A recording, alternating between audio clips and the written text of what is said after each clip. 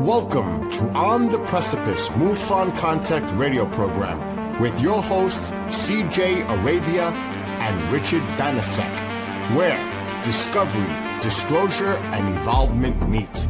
We are on the cusp of evolutionary realizations, technologies, and awareness, so come along and share in the adventure of discovery of who we really are and where we are going.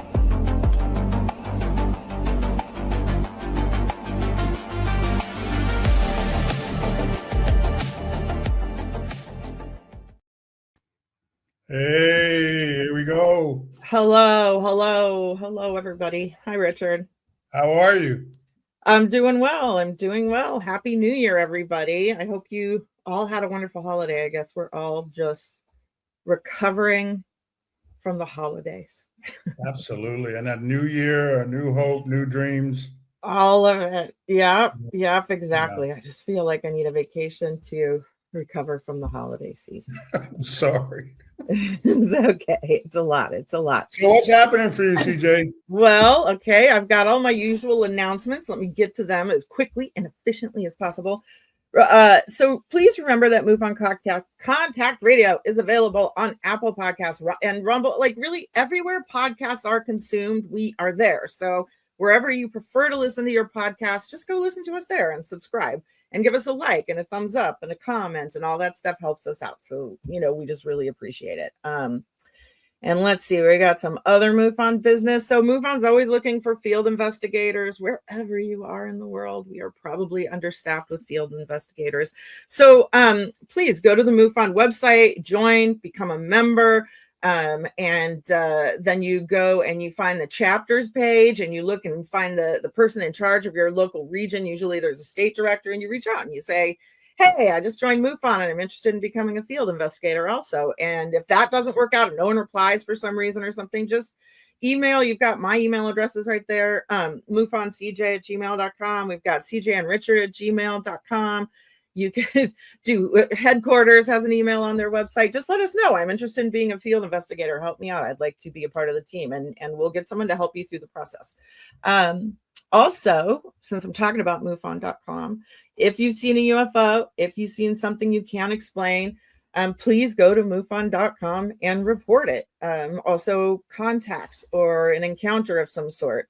Please go to our main page and report it. There's 2 red buttons at the top of the page, and just select the one that is obviously the closest to what happened to you, and then fill out the forms. And coming soon, later in this year, we're working on ways to make it even easier and more time efficient and faster to make a report to MUFON. But we appreciate everybody sticking with us and turning in your reports. And folks like Richard and myself are waiting to handle your case.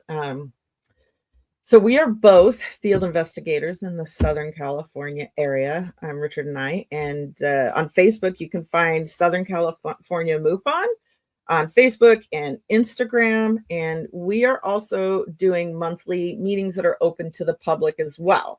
So, and we also have SoCalMUFON.com, which has our social media on the top of that page too. So just follow us. And also if you email me and you see my email under my name and say, hey, CJ, put me on the emailing list for Southern California MUFON, I will do that. And then you'll be like the first person to be notified when our registration page goes live for the next public meeting. And we have some very cool meetings, very cool meeting topics coming up. Like we're pursuing different topics. And I know one of them is going to be experiencers. And we have some really cool people lined up to speak. So follow us on social media so we can get that link to you so you can register and join us. I also wanted to give a plug to my good friend Dan Harari at the WOW Signal News and the Hollywood Disclosure Alliance that he does with Dan Harari and Stephen Bassett, 2 lovely bachelors who would love to take you to dinner. Just tell them you met their friend CJ and that I told you they'd love to take you to dinner. So I have a monthly column over there at the WOW, and a lot of other cool people do too. And they also do a lot of news, and it's thewowsignal.news, thewowsignal.news. And just check it out. Get on the email list. There's just a lot of late breaking news columns, people's personal opinions. And you can see a lot of the people that are contributing by going to the Hollywood Disclosure Alliance website. And you can also see about joining them as well. I mean, I'm a member of both MUFON and the Hollywood Disclosure Alliance, and I don't know, we have a lot of fun. We get together, we hang out, we talk, we share ideas and thoughts and debates and conversation and kindness, and I don't know, they're pretty fun. It's a pretty fun and exciting time to be a ufologist in Los Angeles. I would say there's a lot of cool things going on here, and I'm grateful because I know in other parts of the country that there's not this much going on. Okay, so I'm going to shift gears a little bit because Linda Cortiel Napolitano, the subject of Bud Hopkins' book Witnessed, died after a battle with cancer the week before Christmas. I forget which day, but I am friends with Deb Jordan Kabul, and I saw her post on Facebook with and Deb was Kathy in the book Intruders that Bud wrote, if you're curious who she is. Both women have amazing stories, and they came up with that group, right? That the group that were the subject of so much of Bud's attention, you know. So she had a lot of lovely things to say about Linda on Facebook, that she was very loving and supportive and loyal friend. And I know there was a Netflix movie that a lot of people say did her dirty. I don't know her personally, but it did seem like a bit of a hit job. And sometimes I've wondered, this is just my own theory, I'm wondering if the Legacy Group is not funding Netflix for some of the stuff I see them putting out sometimes. And then sometimes they make other good stuff. But let's see. She's in the book Witness, the true story of the Brooklyn Bridge UFO abductions. And I looked online today, and there were dozens of copies in the $7 to $10 range, including shipping, like old cool copies and hardbacks. So go get your copy right now if you want to hear like Linda's story through the eyes of the guy who investigated her more than anybody else on the planet. You know, Bud Hopkins. She was described to me this morning by Randall Nicholson, who was also friends with her back in the day, that she was like a warrior and just a fearless groundbreaker and never back down, a tough chick, smart, cool, courageous, like deserves recognition for the part she played in the UFO contact and abduction history, sharing information with the public, which was such a big part of her message. She really wanted just the public to know everything.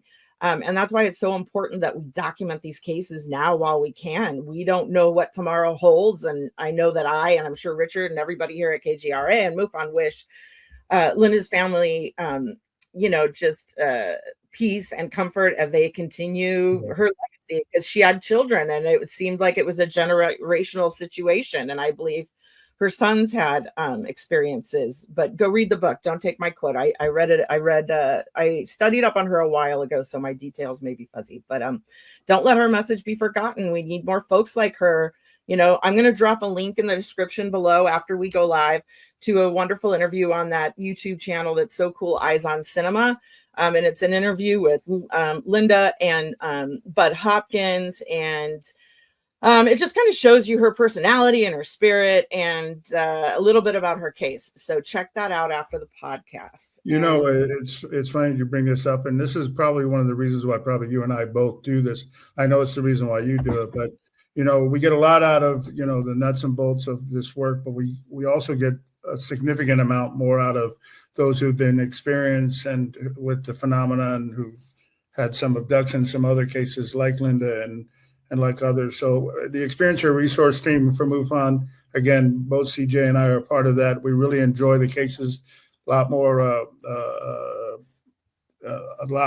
privacy, a lot more confidentiality for those who have experienced this stuff. So that's the MUFON website that references the Experiencer Resource Team. So please, if you have any experience and you would like to contact us, this is a place to go. I just wanted to mention that because, again, I think it's something that it's important. This is why Linda's case, exactly. Like, you know, you think, oh, I've got like 20 years left. You may not, I don't know. But like, if you want your story on the record, which a lot of people, when they make their reports to me, will say, I don't know, I just wanted my story in the written record. You know, like when you say, why are you reporting this after 10 or 15 or 30 years? Like, why now? And, you know, they see stuff on the news and they think, I just want to be a part of the written record when this all comes out to be true. I just want my name as like one of the people that knew and had an experience. And if you're one of those people, go to MUFON and make a report wherever you are in the country, because there's somebody, a field investigator, who would like to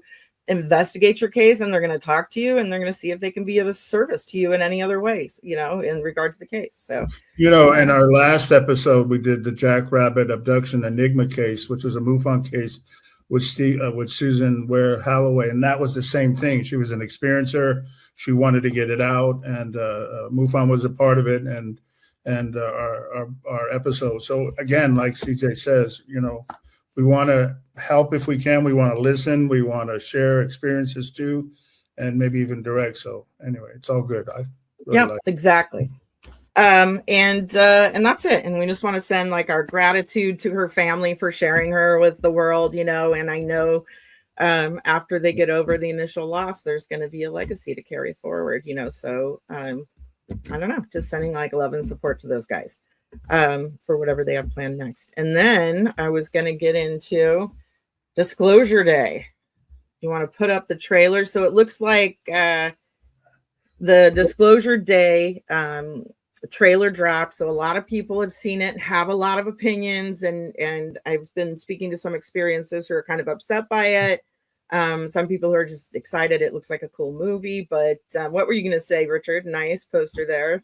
No. Again, these are just some of the posters that are online. That's the Times Square thing. If you actually turn the Times Square one over, it looks like a little boy or somebody's looking up. Looks like there's a ship above it. Who knows what that is? Yeah.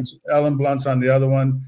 We did our last episode. We did the Age of Disclosure. So I don't know if this is a series of things, but if you want to, again, I don't know. Steven Spielberg. We all like Steven Spielberg. Close Encounters of the Third Kind, but I can put the trailer up now if we're ready. We'll just let everybody. Yeah, why don't we give it a watch? Let's give it a watch. If you found out we weren't alone, if someone showed you, proved it to you, would that frighten you? Good morning, Kansas City. Let's take a look at today. Let's is today's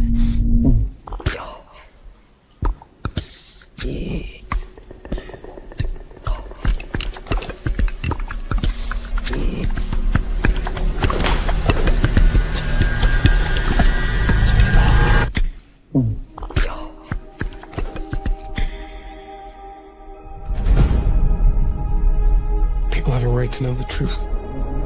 It belongs to 7 billion people.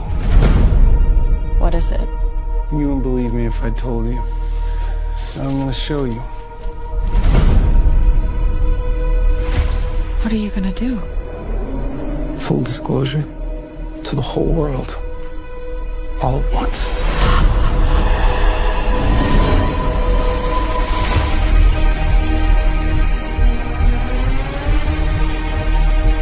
People keep wondering. Encountering the unknown. They're coming! They're coming! They are starved for the truth. Do you think there could be others? Why would he make such a vast universe? Yet save it only for us?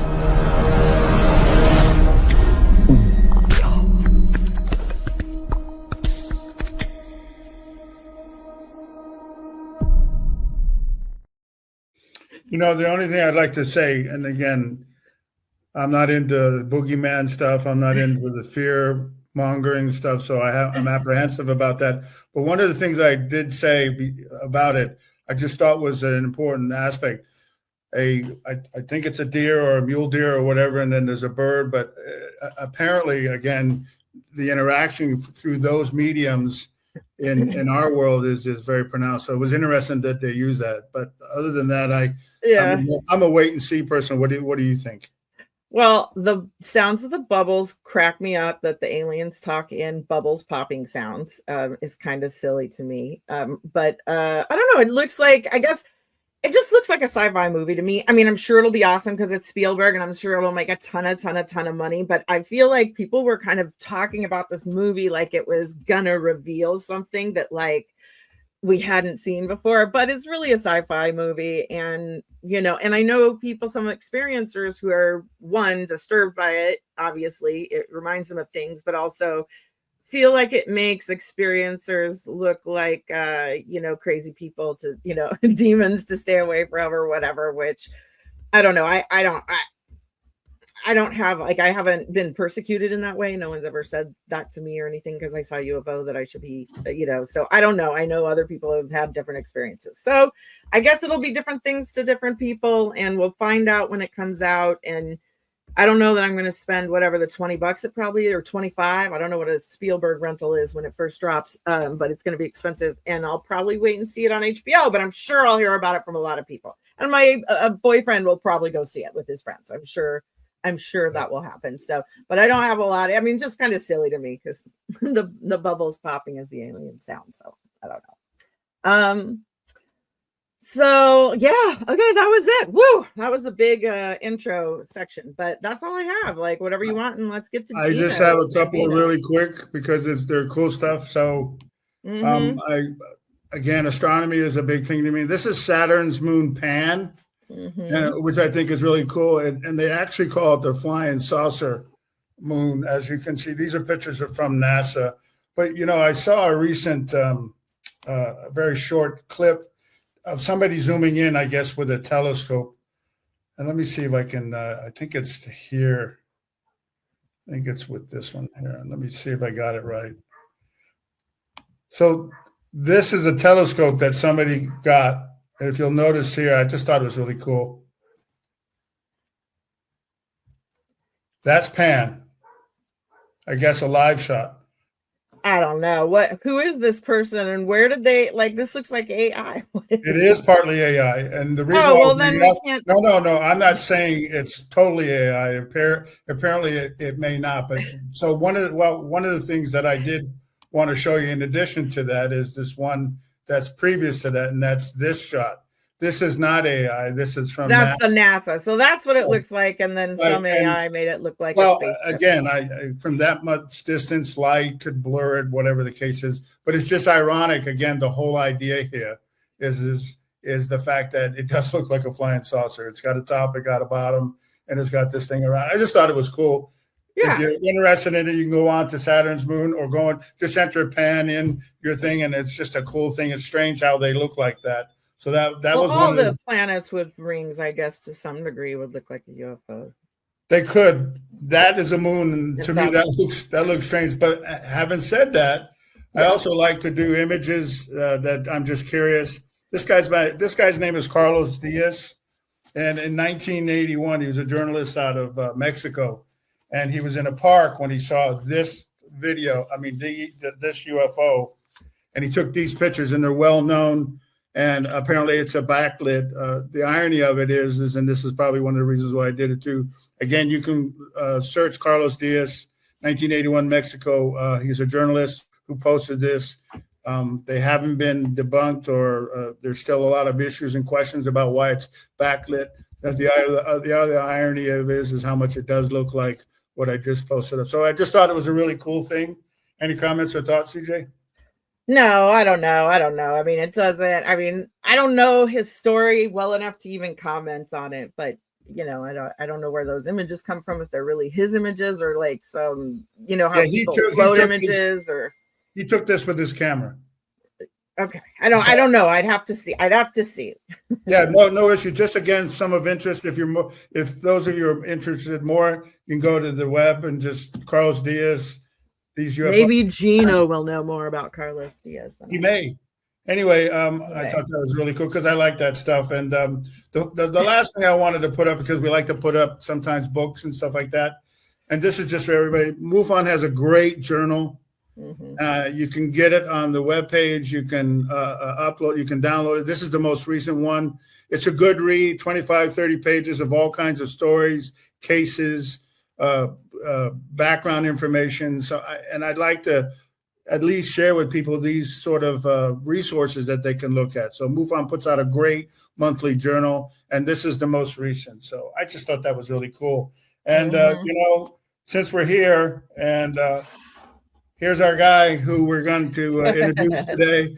That's from our website, the portrait picture. That's the other one is just from the symposium. I don't think Gino went to the 2025, but he can tell us if that. Gino's in the center of that one. That's the 2024. Obviously, Earl's there too, and our other folks from SoCal when we went to the symposium was really cool. The other thing I thought was really cool about this is Gino also has some other works, and this is just some of his stuff. That's right. Have.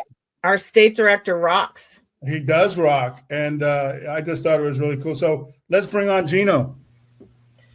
Gino, surprise! You're on YouTube. You're on across all the platforms. I'm live on the webs. You're everywhere. Good to see you. Thanks for coming on, Gino. Yeah, thanks for having me. Of course, I know you have a lot going on and a very busy day today, so we got to moving along. Get into the world of Gino. Just commenting to myself as you guys did your intro. That was fun.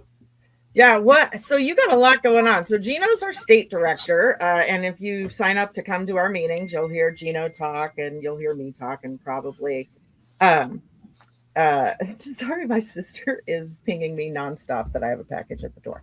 I will get to that later. I'm going to send her a psychic message. Stop messaging me.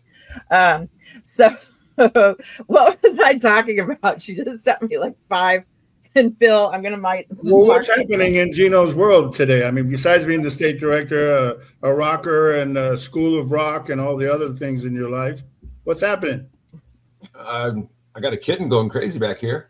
Is it the black one? Well, that's Persephone. That's I love Persephone, who I get to see on your social media. Yeah, she wants to want more attention to the computer than her right now. Very cool. And your partner Christy is amazing. I love her. Yeah, some of her she's cool in the stuff. other part of the house. Nothing really, man. You kind of nailed it all. MUFON and all the good fun stuff. Yeah, I'm a full-time musician and I teach music. So I perform regularly. I tour, I record. I've been doing that for most of my life. I'm an instructor at the School of Rock in Southern California. And that's one of my passions. So that keeps me busy. As a matter of fact, the second we're done with this, I'm going to run out of the house and go teach some children how to play the instrument. So, that's how it is. The life of a musician, man. You just got to go with your gig bag from show to show, bro. Yeah. Like Bon Jovi. That's awesome. We just had we celebrated Yule last night. We had some family over. Oh, that's great. I got an awesome book as a gift. I don't have it with me. A book about UFOs written by Carl Jung that I didn't know existed. Some friend found it for me. You have a good cover on yours too. She hunted it down and sent it to us, my friend out in Cleveland. And that's pretty awesome. I wasn't aware of that one, so I'm ready to dig into that one. I like Jung quite a bit. That's awesome. And I got my coffee. I got that book. I can't think of anything else really new or exciting. I like that trailer you guys showed. What'd you think about it? I find it hilarious. I didn't take away anything that you guys did from that at all. I didn't see anything. It doesn't look like a horror, scary boogeyman movie to me at all. And I didn't see look like to you? About UFOs. It just I didn't say I was insulted by it. I don't find it insulting. I'm curious what people are upset about because it just looks like a movie, and I don't know what other people thought it was gonna be. I mean, I don't know. Close Encounters, Taken. It's just a UFO movie. I'm sure it's going to be way better than what that trailer's showing. It is just a trailer. It's a teaser. So it's kind of unfair to make any judgments until the movie comes out.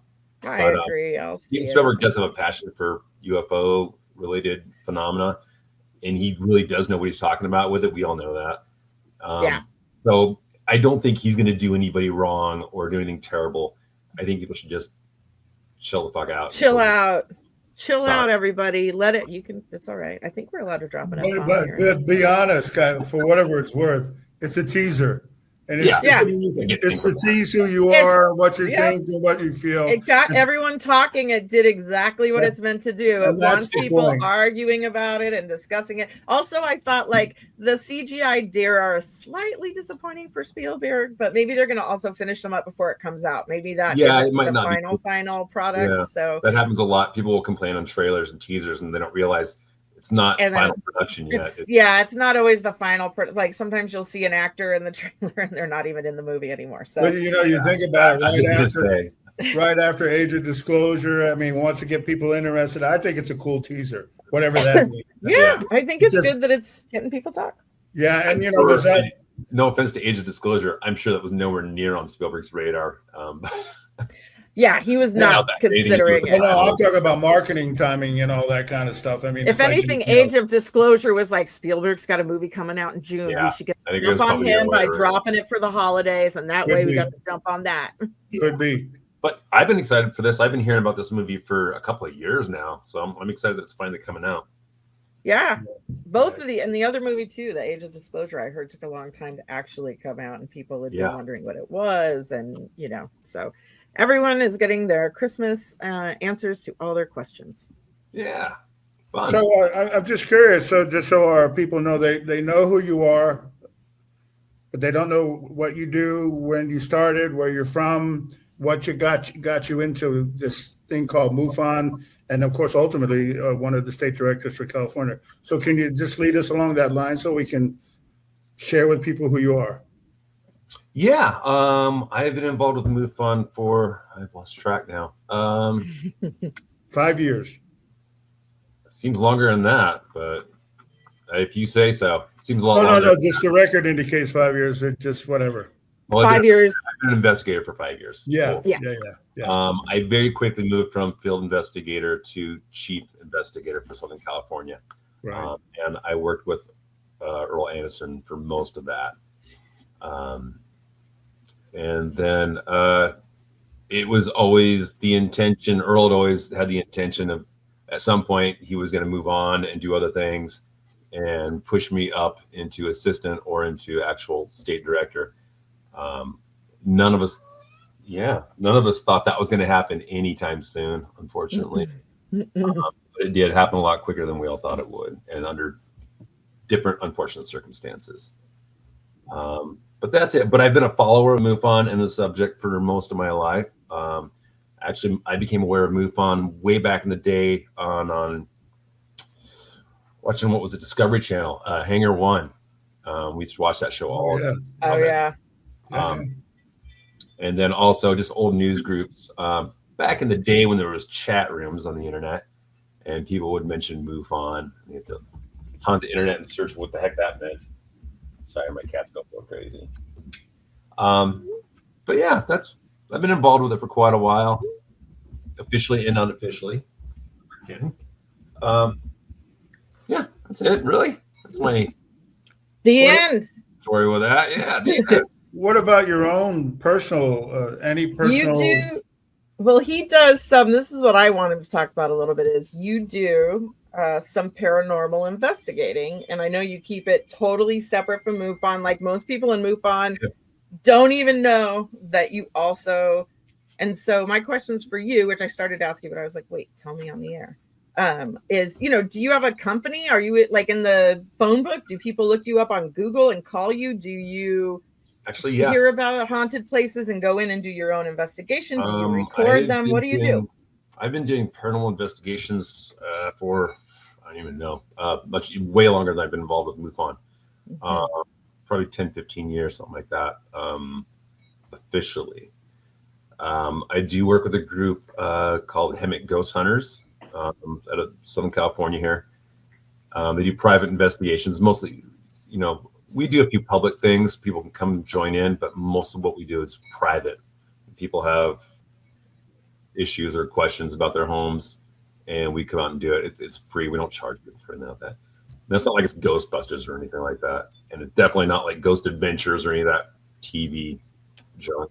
So why that? I mean, so do you have personal experience or encounters of your own, or things you can tell us that helped you along, I guess, in your exploration of these different aspects of the phenomenon? You know what? I can't pinpoint to a specific situation, but I've had a lifelong interest in all things paranormal, separate, different, interesting things. I have an interest in the occult. I've been following UFOs since I was a little kid. Ghosts, all the good stuff. I I get into cryptids a little bit, but it's not my favorite thing. It's not something I'm hot on. I just find it fun.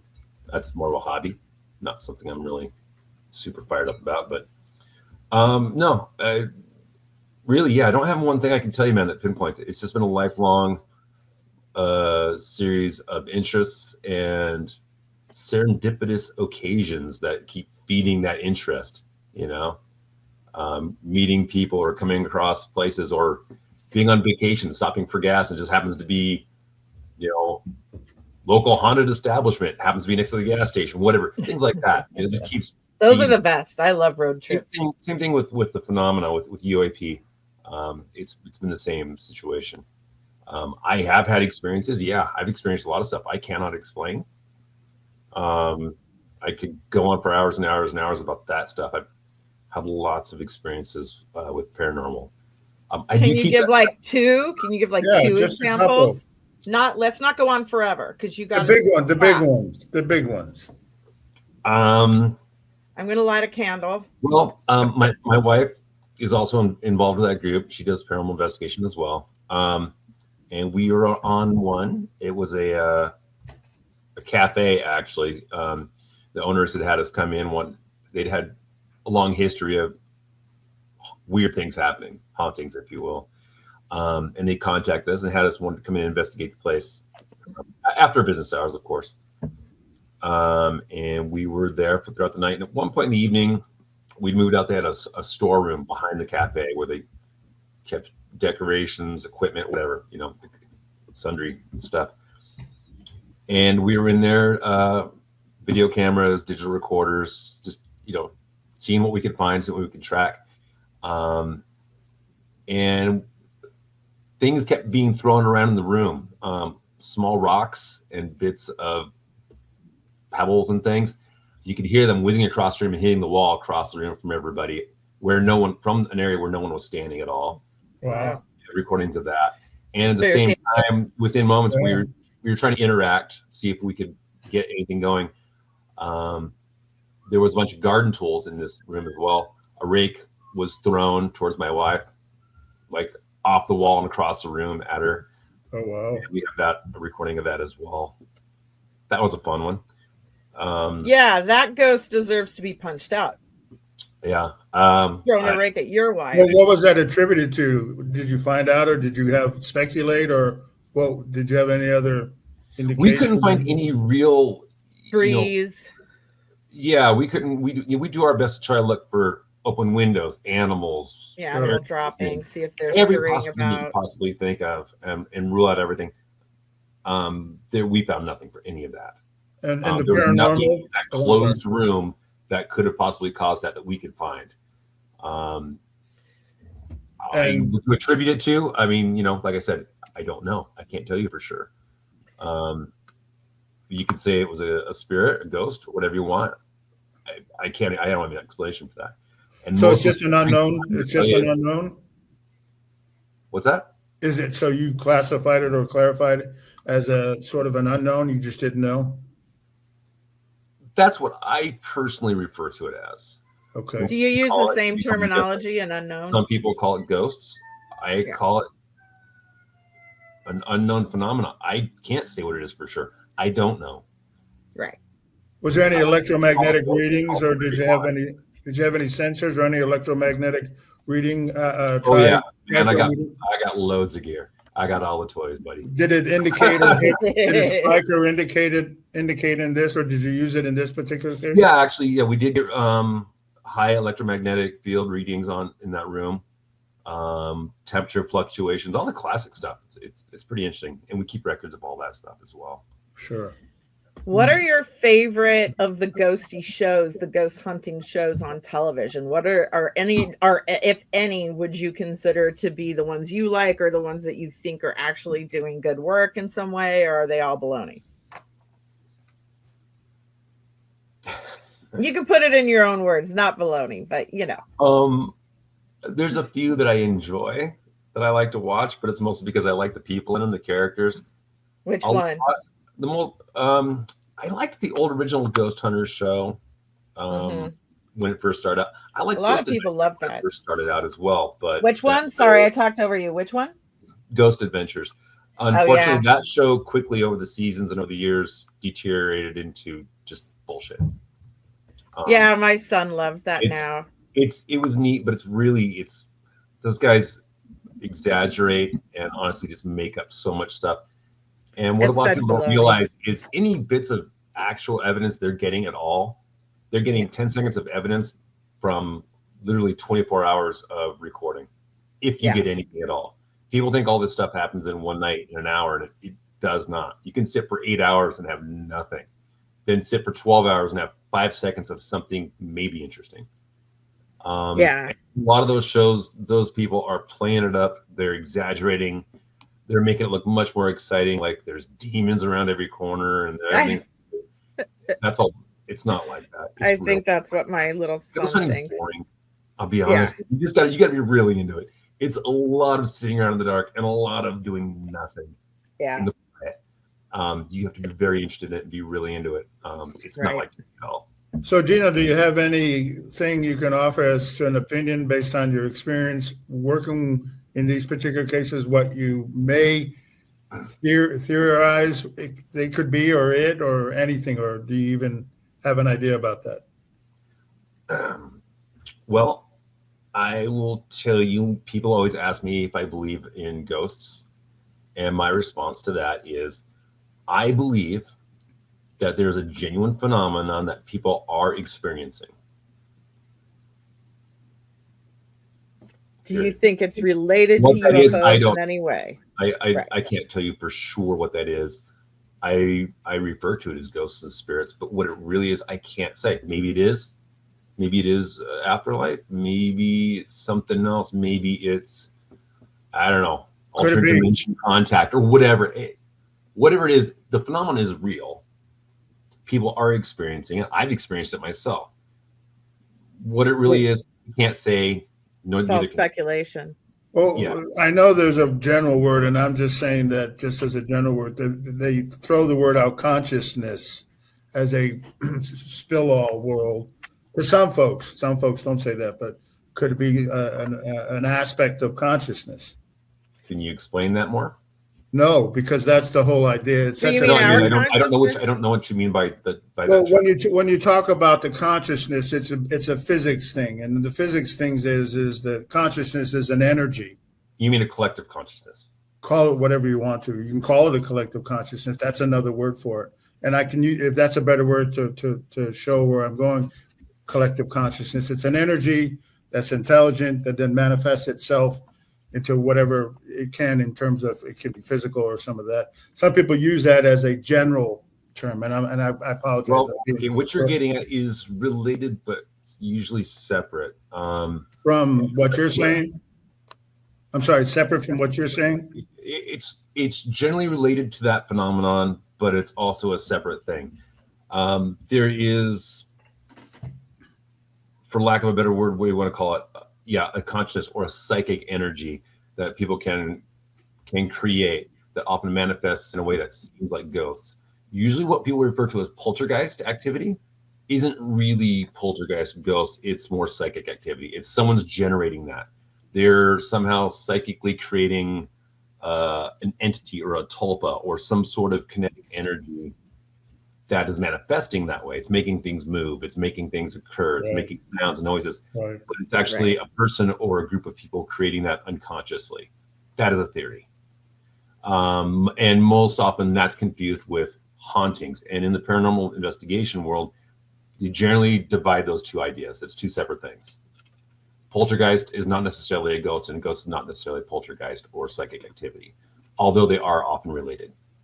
And what else are they? Look at Kat. I'm sorry? I'm just trying to make sure they understand. So if it's not, so you're saying that the people who believe it manifests itself in a psychic sense, and then it shows indications in an electromagnetic sense, or in a, so I'm just trying to understand that as opposed to just this general idea about collective consciousness and that energy as it relates to what those folks talk about. Well, just for our audience.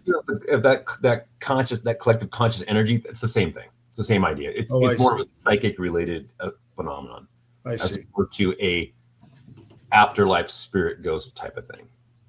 Generally, a lot of times confused and generally connected, but two separate causes. So do you think these people manifest it, I mean, themselves, and it's just something that is something limited to their perception and not others, or and make it happen, or as not Well, everyone in the necessarily room a is seeing real- stuff get thrown. Yeah, everyone will experience it. So it's a collective it's a collective manifestation, or is it something that is real in the world that you're saying in terms of whether it's a poltergeist or whatever? I guess I'm trying to understand. Yeah, everybody in the room is going to experience it. Yeah, you'd walk in the room, you'd experience it, period. What's generating it is usually one person, but sometimes a group of people. That's what the collective consciousness part comes in. It's not the collective consciousness that we all are perceiving it in our minds. We're perceiving it just like you were looking at your computer right now. Okay. The conscious consciousness part is the psychic aspect of it. That's manifesting it. That's generating it. But I don't think he's saying the people in the room are the ones generating it. No, I'm just trying to understand. I'm just trying. No, because I wasn't sure what you were asking, so that's why. And also, you're trying to get me to like nail down a definition for something that has 3 or 4 possible. Yeah, I don't. Yeah, and it's situational too, so it's really hard to like give a definite answer. Also, again, I don't know. Yeah. Yeah, exactly. Yeah, I think that's fair. Really. Yeah. When you die, let me know. Tell me. I'd love to hear it, please. Send them an email. Use electronics. And as soon as Houdini comes back, I'll be pretty happy about that because he'll have answers. Yeah. Interesting. Yeah. He never sent again, that's I don't want people to get the idea. I keep that completely separate from UFOs. It's not the same thing. It's 2 different things. I know a lot of people like to bleed all of that together. Yeah, some people say you can't look at Casper the Ghost are riding around in UFOs and they're coming through holes in the walls. So what is the difference? It's separate. I think. What's the difference? What do you mean? What's the difference? No, I'm sorry. No. I guess what I'm asking. So what is in your belief? What are UFOs? What are they? What's the phenomenon? So what is that? Well, that's what I'm trying to find out, Richard. That's what we're all doing, right? That's what we're here for. No, it's a question. You said they're different. I just wanted to know what, in your opinion, they are, or maybe they may be. Well, I don't think that ghosts and Bigfoot are related to UFOs, but some people do. Some people feel like that's the same thing, but I don't. No, I'm good with that. So what do you think that they are? UFOs? Yes. I can tell you what I hope they are. Okay. I hope that it's intelligent life from someplace else. That's a That's physical what I think it is personally, and that's what I hope it is. Right. And so do you think there's something that goes around ufology? Are they extraterrestrial?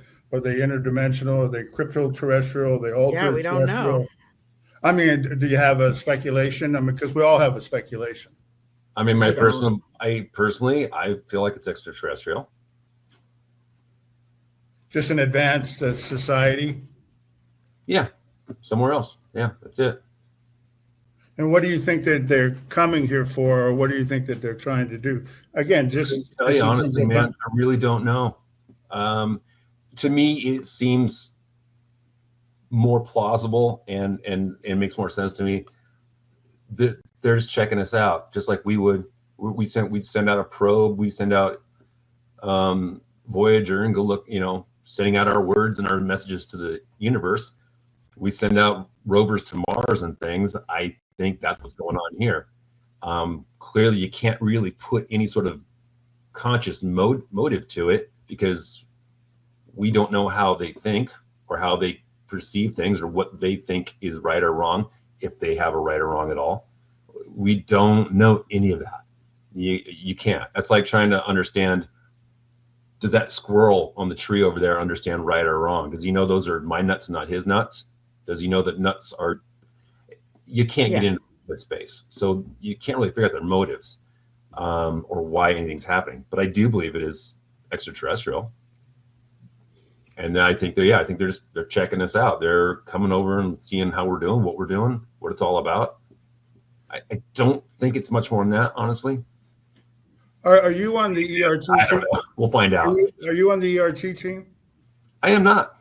So, what is your thought, just as a curiosity? What do you think about this? These people who have either contact or abduction or interaction with the phenomenon, who answer some of the questions that you say that you wonder about. So, what do you think about those? Is that a real phenomenon?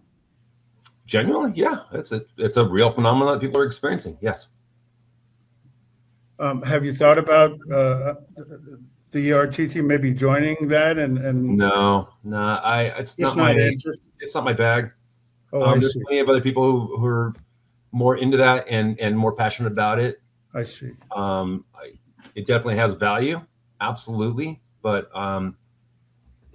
It's not for everybody everyone. has their own thing, Right. I like hockey. I really think football's boring. That's Yeah. that kind of thing. And I know some people have joined the RTT and left it. They just, Yes. Yeah. I'm not real big on it, but it's absolutely valid. People have experiences. Right. What those answers are, I'll be honest, I find it a little hard to believe some stories from some people. Sure. 100% of people cannot be telling the same thing, and Right. they don't. There's so many conflicting ideas and stories, but I would never invalidate anybody's experiences. That's not for me to do. Yeah. right. And that's what the ERT, we're not there to judge But someone's really, I'm story. gonna be honest. What MUFON is founded for, and what we're supposed to be doing, is finding evidence and proof, finding answers. So I'm more interested in that, whichever direction that leads. Wow. Again, this is one of the things that we're all, I guess, and you brought it up very good. We all don't know, or we may have our thoughts or our opinions, but it's the exploration of the unknown. It's the exploration of a phenomenon. It's the exploration of things maybe we don't understand or maybe don't have a lot of knowledge. Whatever the story is, whether it's the UFOs, whether it's paranormal, whether it's abductions or whatever. And I think that's probably what draws us all to MUFON. It's just the exploration of unknown things that just spark our curiosity and our interest. And that's the cool thing for me anyway. Yeah, absolutely. But I'm in it for evidence. Yeah, and I think that's my bottom line. I want evidence. Yeah, that's the nuts and bolts of it. Yeah, I don't like that term either, by the way. What, evidence or nuts and bolts? I don't like that. Yeah. How come? It's too often used in a derogatory sense. I know it's used to I say don't like somebody's invalid because they have critical thinking. What would be just a scientific method? Yeah. Yeah. That's it. But a lot of people do use the term nuts and bolts with sort of a sneer about it, as if that means something, or that somebody invalidates some other form of thinking, or right, as if that means they think they don't something, and I don't like that. Yeah, right, as if they don't believe the experiencer side just because they're nuts and bolts, or that they're just locked into one way of thinking, when it's just some people just might have more critical thinking and want different proof. And like there's lots of times I see people send me videos and then I start looking at the person that made the video and saying, well, I don't know what I can trust in this because that person's not trustworthy, and it just kind of goes down the line. But some people would look at that video and say, yes, this is true, I believe this guy, and I'm like, okay, well, he just doesn't for me. Yeah, so I mean the term, I guess, is apt, but it's become a judgmental term, unfortunately, in the phenomenon circle, with UFO enthusiasts, and I think that's wrong. I think that's a bad way to go about it. But from a same thing, right? Yeah, from a scientific approach, and again, that's how I mean it. It's from the scientific approach. We like to have things that we can either test and prove and replicate. Yeah. Touch. Well, and I always really, use this that's where I was example. going. What's that now? Is I had this really great friend of mine. He's passed away now, and he was a paranormal investigator, and he used to always say, you could have the greatest case possible could happen with all this terrible, crazy things going on, but without evidence, a photograph, a recording, something, any tiny scrap, without any kind of evidence, it's just a really good ghost story. Doesn't matter how true or real it is. If there Yep. isn't anything, it's just a ghost story. And I take that to heart, and I use that philosophy with UFOs as well. I love, whatever the story is, I love it. I'm not going to invalidate it. It may or may not have happened. It could be real. It could not be real. That's not for me to say with that. But if there isn't something I can take away from it on paper or record somehow, it doesn't help me. It's great, anecdotal, wonderful, but it doesn't help me in the goals or in the goal for MUFON. right? Right.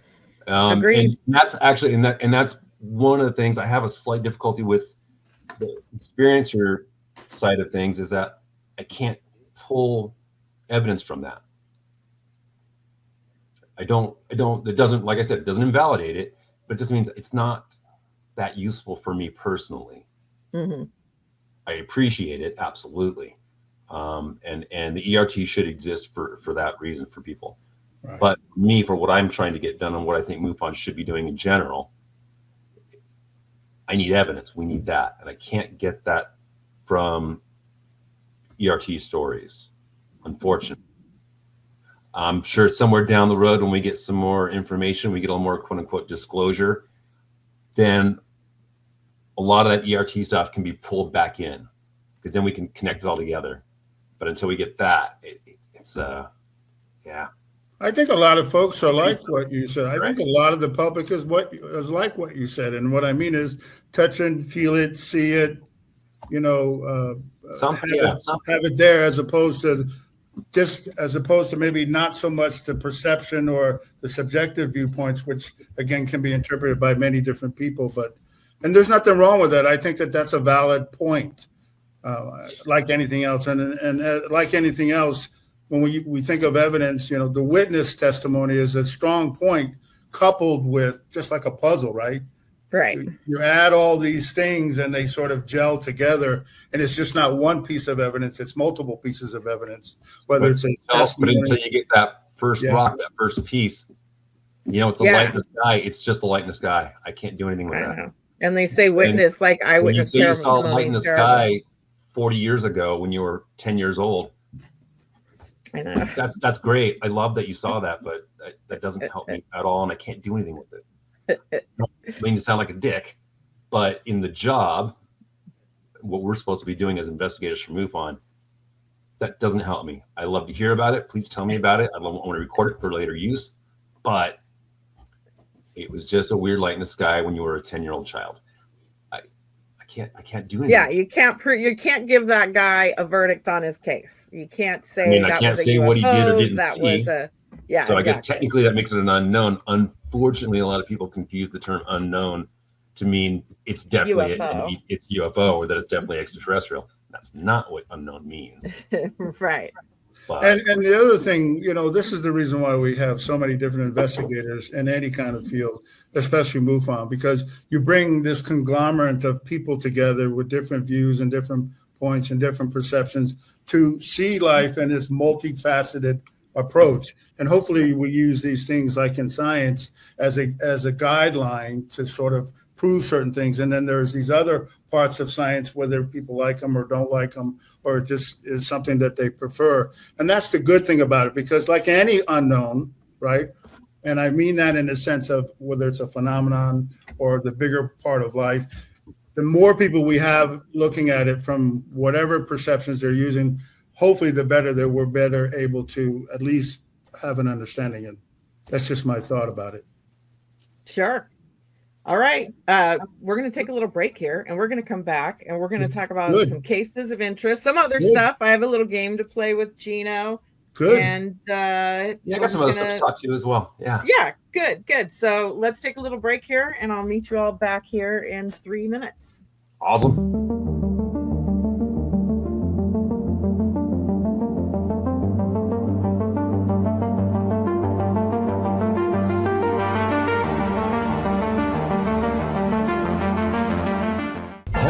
onto your seats, Cosmic Explorers.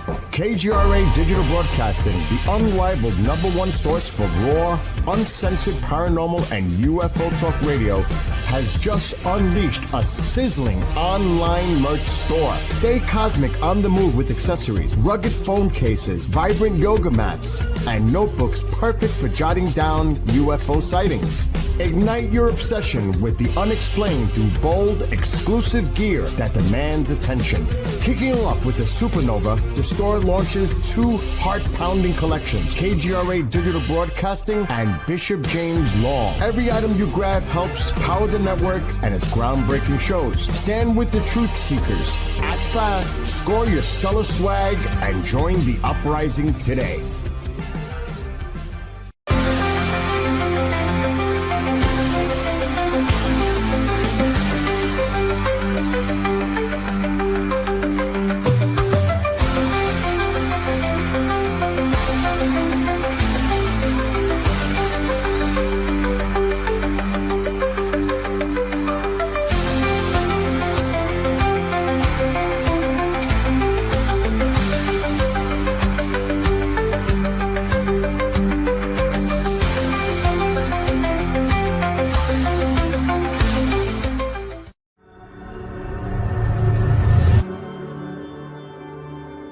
MUFON is the voice of thousands of like-minded people who want to see change. We speak up against UFO secrecy. We engage governments and agencies around the world on the topic. We share information with the public through our journal, website, newsletter, social media, and even our own TV channel. When you join MUFON, you add your voice to the cause.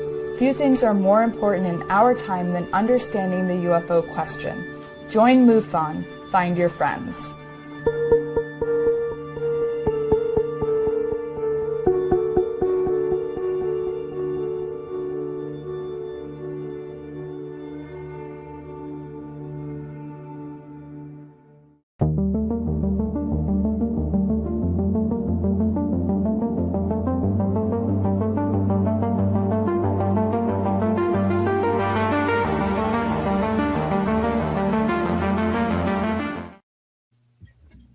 Hey, we're back again. There you go. Hey.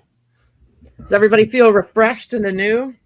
Absolutely. Chakras aligned? Oh, yeah. Absolutely. So what else did you want to talk about, Gino? You said you had other stuff for us before we... Oh, I just had a interesting thing. I think I mentioned to you at one time before, but as far as back to the experiencer and the phenomenon thing, there was a really interesting, Earl Anderson and I used to talk a lot about this idea.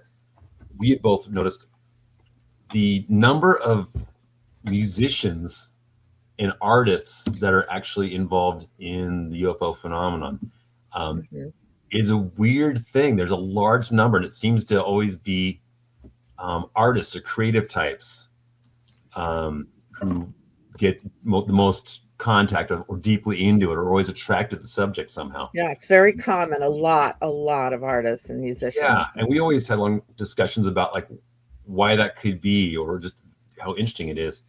And I've always been fascinated with it. If you think about even just in MUFON, or even just in general, people you know, how many people end up being musicians or artists of some kind? Yeah.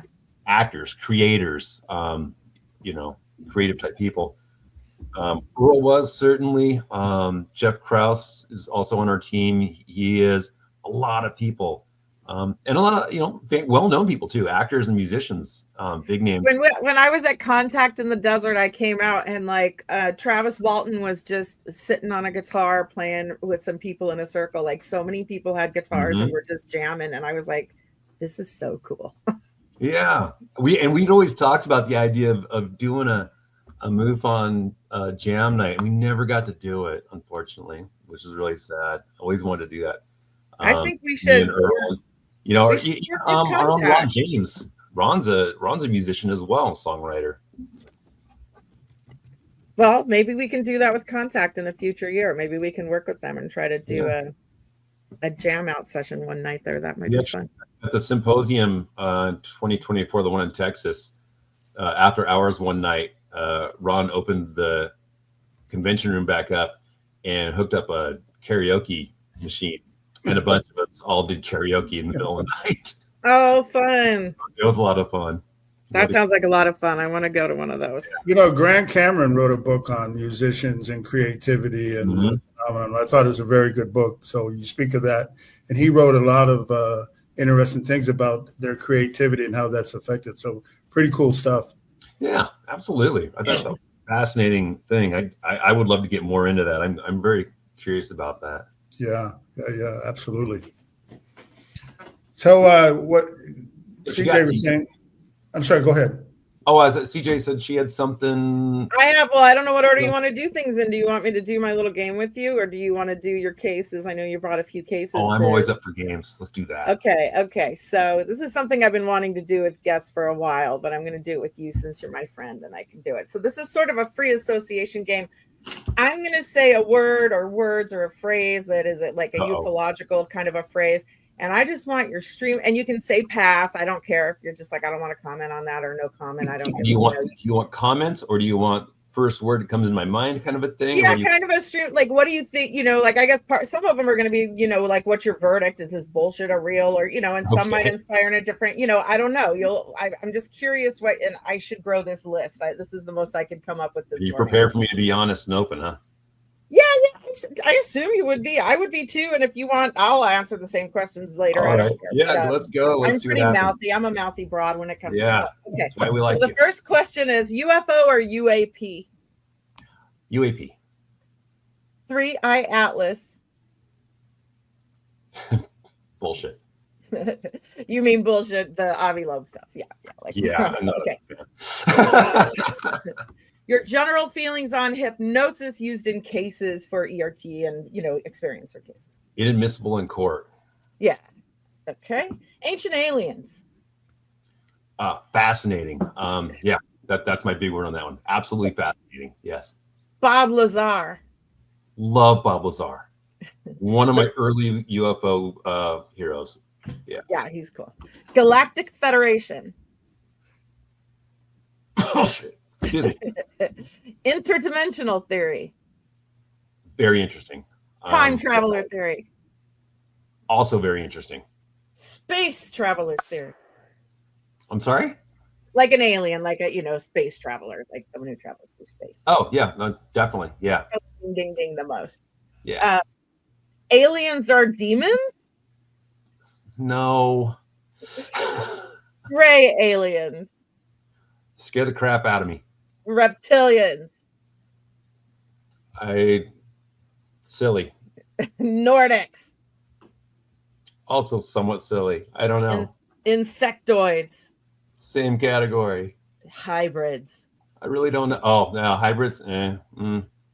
Pass. Butt probes.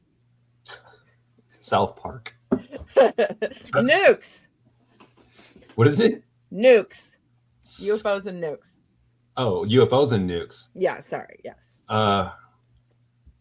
Yeah. Intriguing. How about that? Arrow, ATIP, or ASAP? Bullshit. The Legacy Program. Pass. Robert Bigelow. I'd love to have beers with him. Right. Skinwalker Ranch. Unrelated. Okay. Most legitimate abduction case you've heard of? That I've heard of for abduction case. Yeah. Experiencer case. Which one is your favorite or most that you feel seems legitimate to you, if any? Or you could say pass. First thing that comes into my head is Whitley Strieber, but I just had a flood of a bunch of them. Travis Walton, but yeah, Whitley came to mind first. Okay, Whitley. We'll go with Whitley. A scariest abduction case you've ever heard of? Which one creeps you out? Whitley Strieber. Right. Would you like to be abducted? No. Favorite UFO book? I'm going to sound like a fanatic. Communion, actually. That's okay. Favorite UFO movie? Favorite UFO movie? Yeah. Communion. No. Don't give them answers. No feeding the witness, Richard. You should know better as a police officer. No leading. It's going to sound so just like pedestrian, but Close Encounters. Yeah, that's great. I mean, it's like Jaws. It's just there's others, but okay. Wait, runner up, the Taken miniseries. Well, I was going to say TV show, so that we'll put that in there.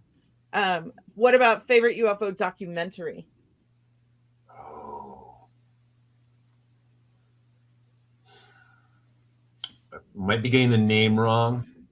Late 70s, early 80s. It was on TV, and I think it was called UFOs Have Landed, something like that. Let's Google it. If we can find it, really got me going. If we can find it, we'll put a link in the description below. I'm probably calling it the wrong thing, but it's a classic old one. If we can figure out what it is before this goes live, we're going to put a link in the comments below. So I'm going to just write what Gino was talking about. Stuff. So that and In Search Of.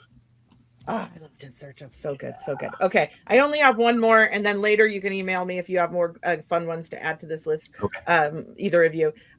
So who's your favorite ufologist? Alan Hynek. Alan Hynek. Okay. Well, that is the end of, I don't know what to call that yet. Roswell. Yeah. You know what I What thought do you think of Roswell? I wasn't at the. Think of Roswell? Yeah, what Roswell? She's throwing words. So how about Roswell? What do you think of Roswell? Real.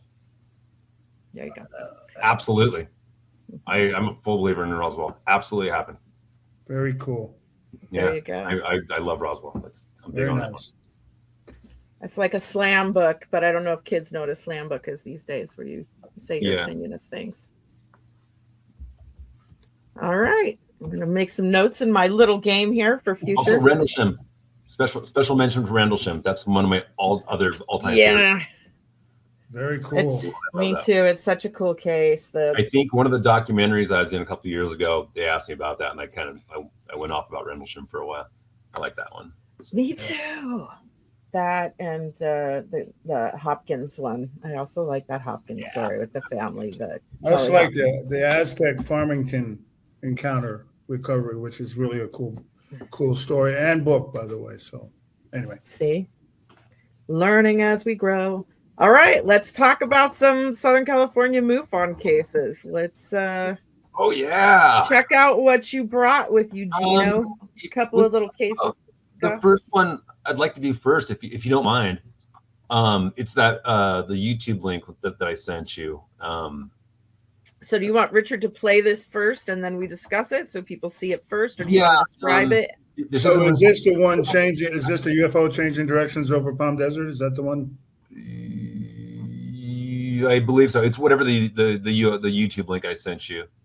Okay, I believe this is it. I think that's you're describing. Yeah, I think that's the one you're saying. Did you want me to play it now? Yeah, go ahead and play it first, and then we can talk. And you can talk if you want to, but I don't know if it cuts you off. If it does, then we'll have to play it over. It might mute us. I think it mutes us. Yeah, that's I do. Fine. Yeah, roll.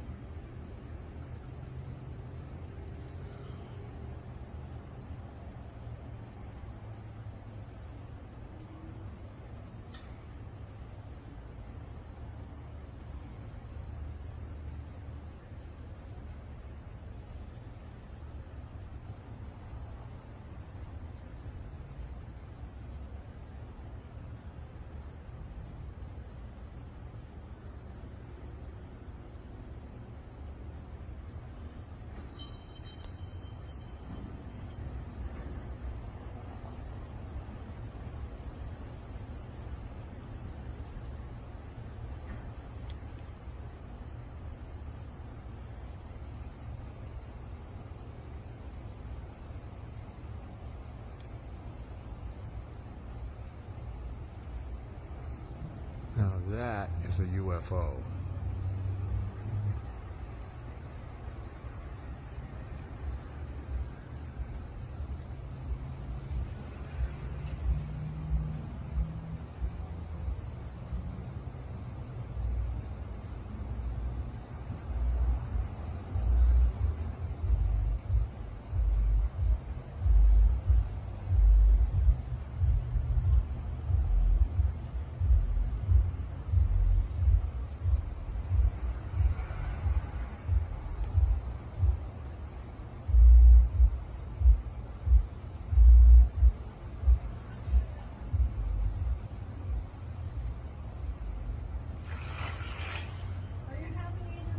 I see a UFO. Look. Man, it's right over there by the moon. You see it? Yeah, I can see that one. I don't have shit. Oh, that is a UFO. There's no... No, it's not. Not the way it's moving.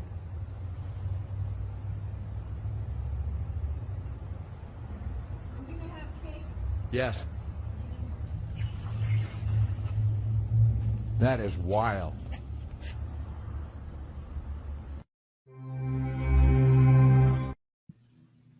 Wow, that's pretty cool. That's a fun one. And that's like Earl always used to say, you know, it's the people that go out looking for UFOs, like the best cases are the ones where people just stepped, like he obviously just stepped away. They're about to have cake and stuff and like just looked up at the sky, like people stepping out to like take their dog out or have a cigarette or something off the sea. What's the background on that? Well, that's a case, a MUFON case I actually handled myself a few years back. It happened in Southern California, Palm Desert area. I was on his patio. They just had dinner, cake, something like that. And he was actually on the phone when he saw this and then started recording it. His wife did come out and see it. I talked to both the wife and the witness at the same time, and she did also come out and see it eventually.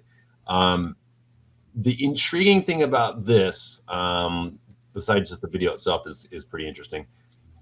The person he was talking to on the phone was, if I recall correctly, approximately 30 miles away, the other side of the valley, essentially, was also outside and saw it as well.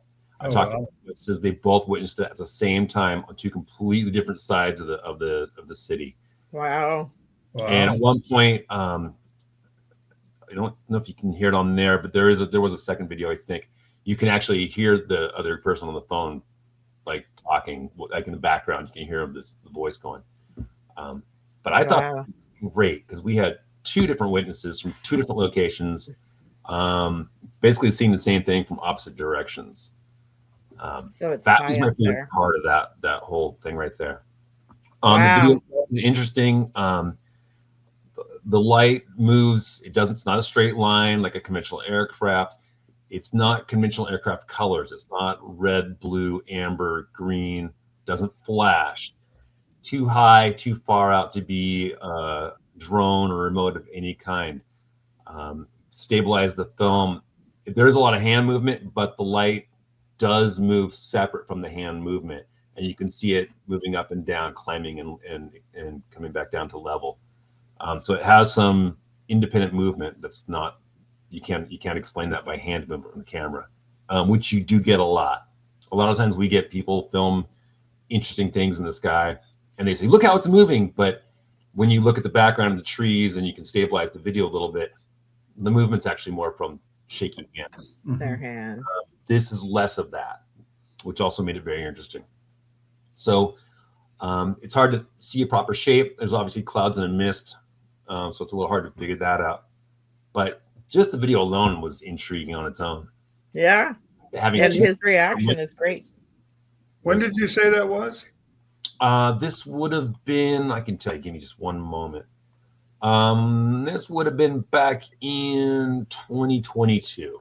2022. Wow. Yeah. That's very interesting. Yeah, I like this one a lot. And I did this one, and Earl worked on it with me a little bit as well. He was my backup on it. Yeah, really fascinating case. You know, not much more to it than that, because really it's just a guy, he happened to go out on his porch or in the patio and just saw this. So it's not like there was, you know, messages or contact or a history of UFO sightings, or there wasn't really any kind of background to it like that. Just a random thing. But the fascinating thing is that you said he had somebody on the phone at the other end of the valley who apparently you said saw the same thing or something similar. Yes, at the same time, yeah. And I was able to talk to all three parties.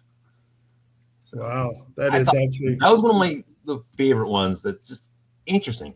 Like, yeah, I just love hearing his anime. That got classified as an unknown because I don't know what it is. It's definitely not a conventional aircraft that we could figure out. Anyways, didn't look or act, like I said, like any kind of conventional aircraft. It's interesting. I have one that I also found that was exactly like that. And at some point we can either watch it after or before, but it's amazing how similar the two cases are. Somebody who looked at nighttime and saw something up by the moon and moving and all that kind of stuff that we get it. So does the second one offer something similar, or would you like to see the one that I?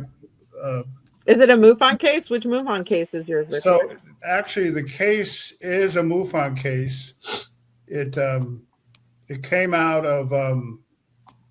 This is actually it. That's the case, and actually, as you can see in the picture on the right, is the actual picture that he sent, and that's the moon, and then that's just a close-up of the object. But did he send video, or is that just a photo? No, so if you'll let me, and I'm glad that you asked because you lead right into what I was. So there is also a video. So when I did the case, it's funny that you said it. This particular case, the reason why I asked it, because I said, did he know I was going to do this? Is he that good as a state director? So yeah, anyway, you were going to already show this video tonight in general? No, I saw this case. That's why the one that I just showed you is from July of 2024. Your answer is yes, I'm that good. Yeah, and I know that. Exactly. We actually, MUFON got 3 cases from this particular day of people who saw this particular thing. And so that helped lead credence to it. Yeah. But absolutely. the thing that was ironic is there was 2 videos that I found online of the same event. And so one of them I'm going to show you here. So these videos aren't MUFON videos. The next these are not MUFON videos. Okay. But if you let me, they're from the same date, the same time, and supposedly it was the interest. So again, so what I would, it's coming up. They're in the same area, the same location as well? Yeah, so, well, it's the moon. So let's see what we can do here. Can you see that? It's loading. I'm sorry. I have to apologize. This was a video that was published out of Austin, Fox 7. And I apologize. I thought it was already loaded. Just give me a second. Here it is. And so I have to pay the bills.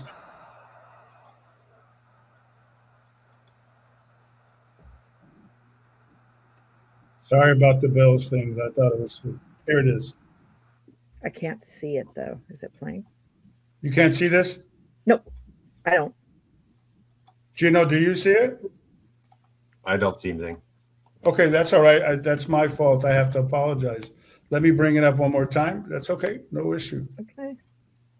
And there it is. Let's see here. So can you see that now? It's loading now. Yeah, that looks like something. Okay, so so I apologize for this. All right, can you see that? Here we go. This is a video, and that's what that person took that was shown on channel 7. And I don't think So that was the first video. I can't see. Same date. Okay. Gino, were you able to see it? Yeah, I saw it. Yeah. Okay, so that's one, and there is another one that I'm going to bring up that came from a YouTube page, and so I just thought it was funny. Let's see if I can get it for you here. I think this is it here. Nope, that's yours. Let's not do that one. And that's yours. So anyway, and then this one. I can't seem to load it. But the point is ironic as I go back to this one that I added to the stage. This is actually a MUFON case. That's the object. I don't know if it's the same day, but they saw the same thing that your friend saw. And not only that, there was 2 other people, one in Mountain Center up in Riverside County and one in Paris. And then this guy, he was over, I'm not sure where he was at, but I think he was over in El Monte. The 2 videos, one was in Texas, same date, same time, middle of the night. Everybody saw something that was below the moon, just stopped hanging there. Our guy got out of his car. It was an Uber. It's 3:40 in the morning. He pulled over in the median because he saw something through his sunroof, stuck his camera up, blurred, got out, took this picture that's on the left of the moon and said, hey, I don't know what it is, but it's hanging there. And then this is just a blow up of that particular picture. And then he submitted it to us. And so the interesting thing is who knows what it is, but apparently it was stopped. It's a pretty good size object if it's that close to the moon. And so that's the reference case. I just thought it was pretty cool because you brought it up. So all of these cases you're referring to happened the exact same night? Exact same night. And including that one from that news broadcast? All of them happened the same night, the same daytime, in the middle of the night. All the ones in California were about the same time, 3:40 in the morning, 3 or whatever. The one in Austin's a couple hours difference because it's a Central Standard Time, more like 4 o'clock, 5 o'clock in the morning. They all show, the one I was trying to show you actually shows the object moving and near the moon. It was just a very interesting case. Yeah. It was funny that you brought it up, and we get a lot of those. And that was sort of an unknown too, because of the same reasons that you had determined. There was multiple people, they saw the same thing and we didn't know what it was. And then multiple witnesses are always excellent. That's something I always look for is, did somebody else see it? Can somebody else corroborate this? Right. Anyway. Especially in cases where there's not enough other evidence, if there's no photos or videos or nothing good, that's when I really want other people, and not like grandma in the back seat or the kids playing at the park. I mean, like other unrelated people, proper witnesses. Always great to have extra witnesses. Yeah, and that's the way I looked at it. I thought it was, Well, in this case, a news report. That's a great find. That's good. Yeah. Again, the good thing is there was a MUFON case originally, and then there was 3 MUFON cases, same day, same time, same area. So anyway, it's funny how you had brought that up, and it was a similar case. So it's because I'm what's your next case? Next case. Bring up that video. That's the video that I sent you. If that'll play. Are you ready? Yeah. Rock and roll.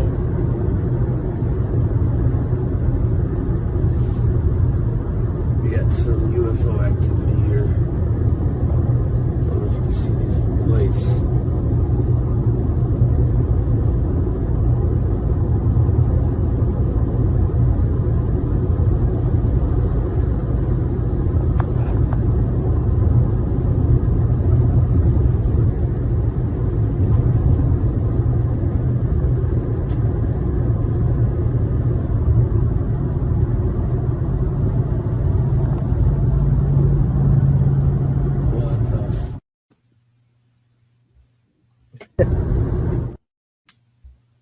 And then the classic, what the fuck? Yeah. This was one that I got back in, this was also in 2022.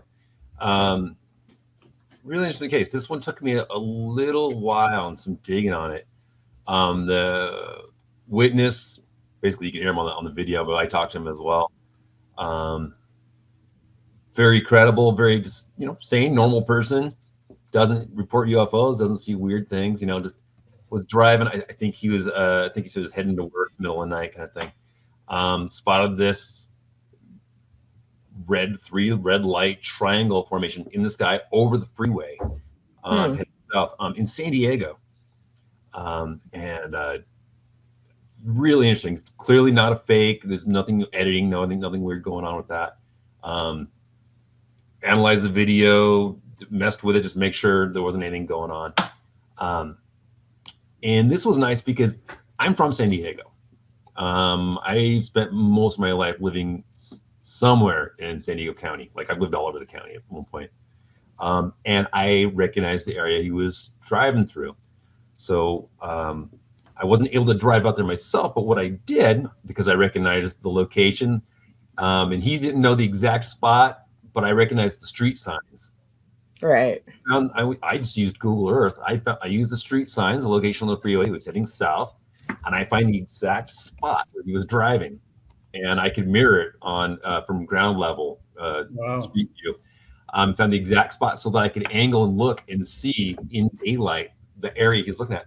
To see, was it antennas, lights, power stations, anything like that, possibly that you could see in the daylight, anything to refer to. So I was able to get almost a mirror shot of what his video showed. Nothing there. Clear sky. No wires, no poles, no buildings, nothing. Pretty awesome. I thought that was great. No air traffic in the area that night. I used FlightAware, and I think I used one other flight. Flight 24. Yeah, I think it might have been Flight 24. I used a couple different, just always these two just to check. Nothing going on in the area that night. This one took me a little while. And then I just had a thought. It just occurred to me. 3 of them. But, sometimes, Mars looks red sometimes. So does Venus on occasion. Certain things look red in the sky. Yeah. I thought it was weird. There's 3 of them in a formation, but what the heck? I'll follow that lead and see what I can come up with. Turns out, hang on, I'm gonna pull it up in front of me so I can actually read it to you. It turns out that on that particular night, Mars was visible and red to the naked eye, as so was Betelgeuse and Aldebaran, 2 stars that both appear with a reddish amber color, and they were in a perfect triangle formation that night in the sky. Wow. Anyone walking down the street could have looked up and they would have seen that. And had they not thought to think of the idea that planets or stars can be colors, would have seen the same thing and thought, what the hell is that? I would have too, honestly, if I saw it. I would have, man. But it just turned out that one particular night, those 3 were perfectly visible in that area in Southern California, in that part of the sky. That's amazing. Honestly, this is one of my all-time favorite cases that I've done personally, because it is completely, on the face of it, unknown. A really weird thing. Moving car, you can almost get a sense of movement from the stars just because the car is moving, the camera is moving. Your brain might conceive a little bit of movement in it. There's not. But just a little bit of common sense and a little bit of digging, and you find crazy ideas like that you wouldn't have not thought, oh, yeah, it's stars in a perfect alignment. Might not have been the first thing most people think of when they're driving down the freeway in the middle of the night. No, of course not. Much less them all being the same color, the exact same right. Great coincidence, but totally mundane. In a triangle formation. Yeah. Wow, yeah, that's pretty cool. A lot of times, unfortunately, I say unfortunately, but a lot of times people send us videos and photos and reports of things that seem fantastic and they're convinced of it. And a lot of times it turns out to be something like this. I always feel bad. I don't want to poke holes in anybody's balloon or ruin ideas or dreams, and I try to do it as easily as I can. But that's anomalous, though. It was anomalous to them. Yeah, exactly.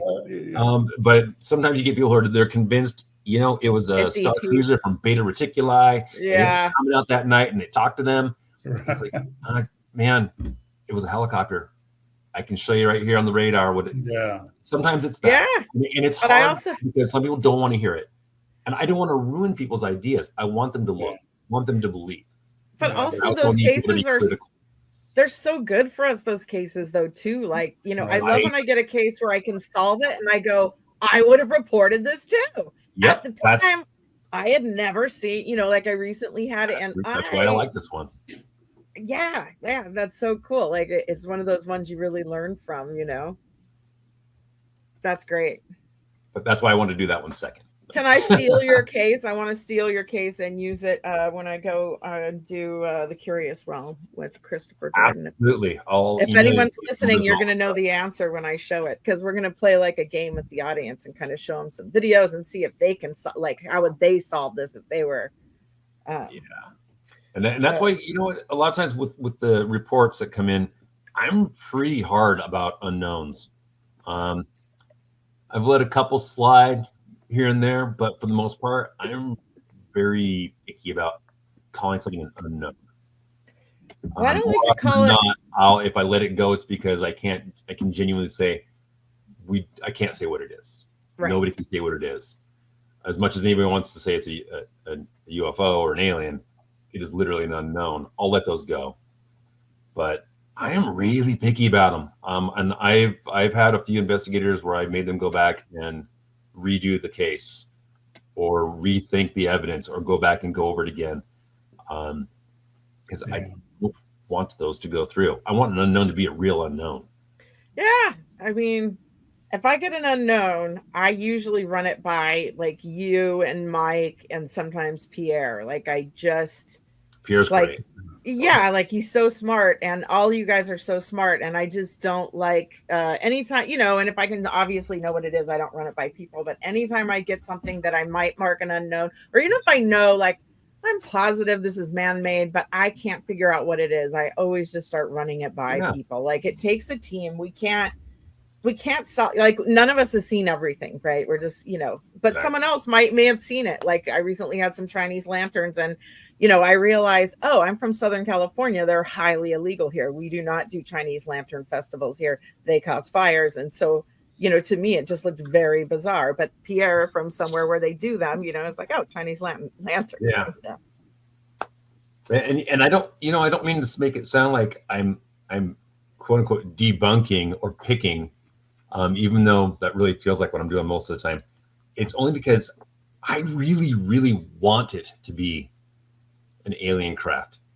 I want it to be that so bad, but I want it to be that so bad that I want the proof. I want to be able to say, here's A, B, C, and D. Here's the evidence. This is what it is. I'm going to be harder on those cases because I want it to be real, as opposed to sometimes you get people that they want every little thing to be real and they make it all real.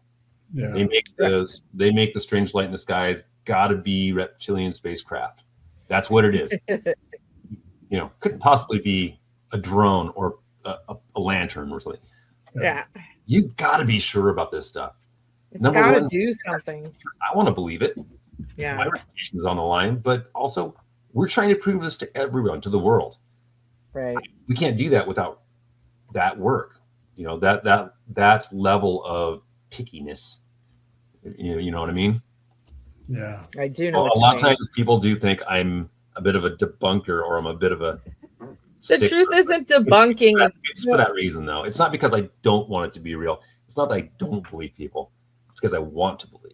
But you have more experience than a lot of people. And if you know that someone needs to just look at it again and they can resolve it or they should be able to identify it, you're also just helping them learn. It's not even about debunking. It's not like that word is another word that I think people use to legitimize somebody who's legitimately questioning or using scientific method in some way. And then they'll be like, oh, I don't like debunkers. And it's like, well, I know, but if you found out that wasn't true and that it was these planets and stars lined up, would you want to know that? Like, I would want to know that. I don't want people going around saying there was a giant triangle spaceship on this night because these stars and planet were all red.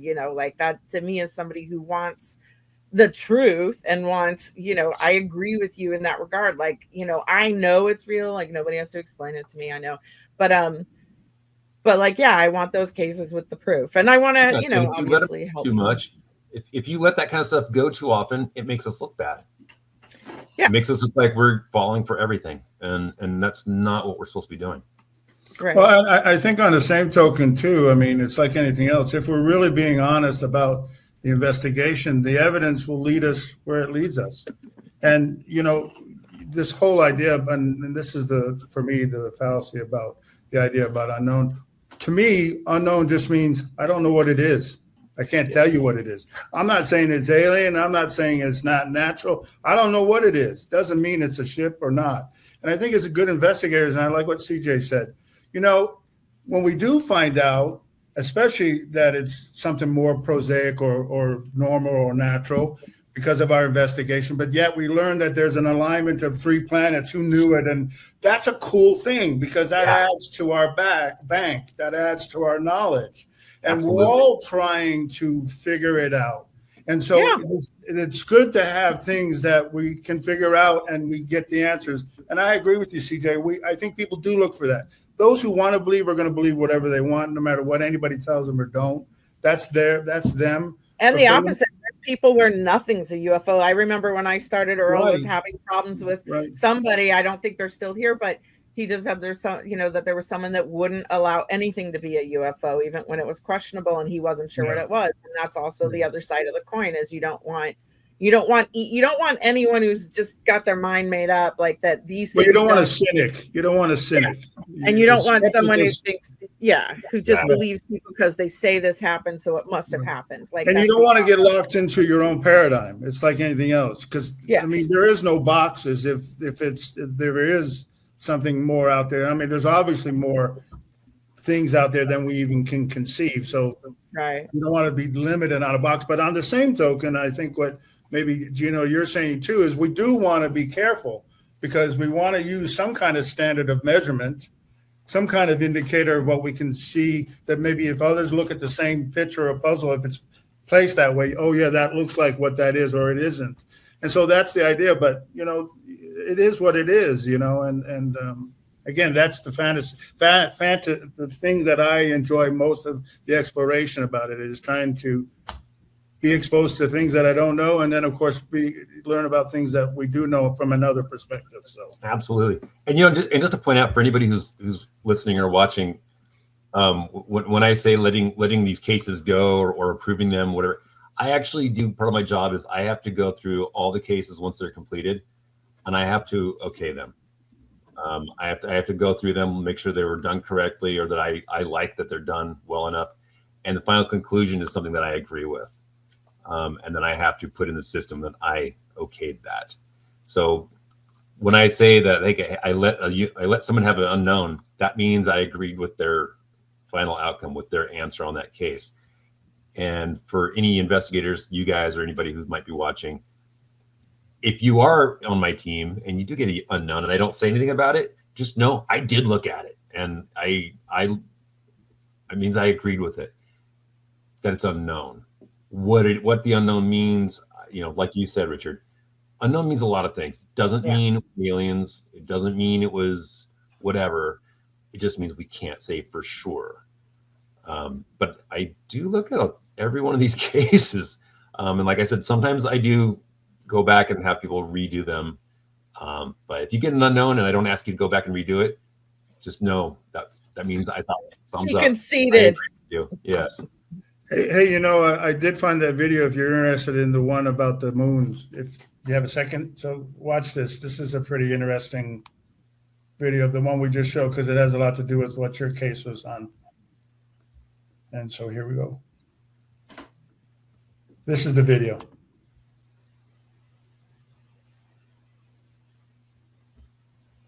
It takes a little bit.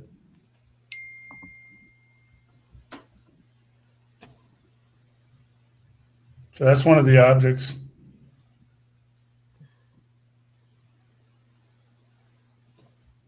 Yeah, I don't see. You mean that glowing pink light at the top? The light you're referring to? Because I don't see. Okay, so there's two parts. I'm gonna back up again. There's this. That's the thing see the little dot at the other side there, at the top of the moon. There's a dot. Right. Can you see that? Yeah, I see it now. It looks kind of like no, a satellite. This is his video, but then that's what he's saying he caught. Then there's this second part here that he talks about at this juncture, and it's right. I mean, I'll be honest, the one from that news channel just kind of looked like a satellite, but again, it could have, if it's not changing direction and it's moving in this consistent speed. There's a lot of lens flares too. Look at that UFO-shaped lens flare. All right, so do you see this one here? Do you see this one here? Yeah, I see that. So this is the same day as the other ones that we talked about, and this is what he posted. Yeah, I don't know. I guess I just don't know his direction or who he is, or if we can look up if it was a satellite or it's just moving in one direction. Again, I'm not saying any of that's not valid. It is valid because, like you said, and we all talked about this, and this is what maybe Gino is also talking about, like investigators. We don't know. If we got 7 people who saw an event and they're saying it's the same area, the moon. But I can only call it an I don't know if I know where it came from. I totally agree. Totally agree with you. I'm not saying. Yeah, I'm just saying, like when it's a YouTube video that I don't know the source, I don't know the person. Right. He's saying it took place on this day, but I don't know what direction is he facing. Could he be low enough where he's getting a satellite somehow in the background? You know, I like mean, there's so many questions. it just means that 7 different people saw something at the same time. That's Doesn't exactly say what it at all means. what it was or what it could be. That's Yeah, they may exactly not be right. Honestly- related. It's hard to say. I honestly don't find it interesting. I know. Yeah. Well, that's my concern is that everybody, that because of one Yeah, case, that's is not like, oh, intriguing they're all enough for me related. personally, but it is interesting that everybody saw it. I mean, it could be anything. Yeah, I don't Again. know that they're related. And nobody's saying it's anomalous or ET or whatever, but then on the same token, you can't tell because you don't have it here. Could be a satellite, could be Honestly, whatever. yeah, it's more likely satellite or just space junk. There's a lot up there. Yeah. And it looks like it's close. You know, sometimes stuff like that looks like it's close to the moon when it's really not. It's Yeah, just yeah, a matter of absolutely. perspective. Right. But yeah, unless it has like a recognizable shape or interesting movement to it or something like that, you know, or a color or light. Really, off that, the light you're seeing that's just reflection from the moon. Yeah. That's all that is really. And I'm sure there's lots of days of the week that you could Google and find multiple reports from multiple sources on that day of a light that looks similar. Like, you know, that would be the other study would be like, how many days of the week do people see stuff? And I'm sure there's some days where no one reports stuff, you know, like it's just, but like, I guess that's the kind of thing I'm kind of scared of is like people doing like that, like taking these other cases and going, these all happen on the same day. So there was clearly UFOs and they might be related when it's like, that's the exact opposite of what I, you know, would ever want to put out there because it's just taking cases that to me don't show a similarity. Those other ones did not change direction. They're just a white light. And I don't know where they're filming. I can't verify that they're on the same day. Some people, maybe the news one, obviously those people probably check the camera footage, but I guess that's the kind of stuff that like just kind of Well, that's the investigation part too. You dig in and try to find that information. Yeah, because it's like there's so much exhausting misinformation out there that like when you get someone's attention for a few minutes, like I just want to share the truth, not like here's a bunch of lights. Yeah. You know? Anyway.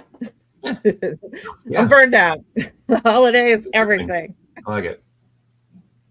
Anything else, Gino, in relationships and cases of interest or anything? No, that's really it. I just had those two ready to go. You know, most cases that I find really fascinating aren't my cases, or they're not MUFON cases, or they're well-known public cases. Yeah. Those are the two that I dug up that I really like a lot, and I want to use for examples.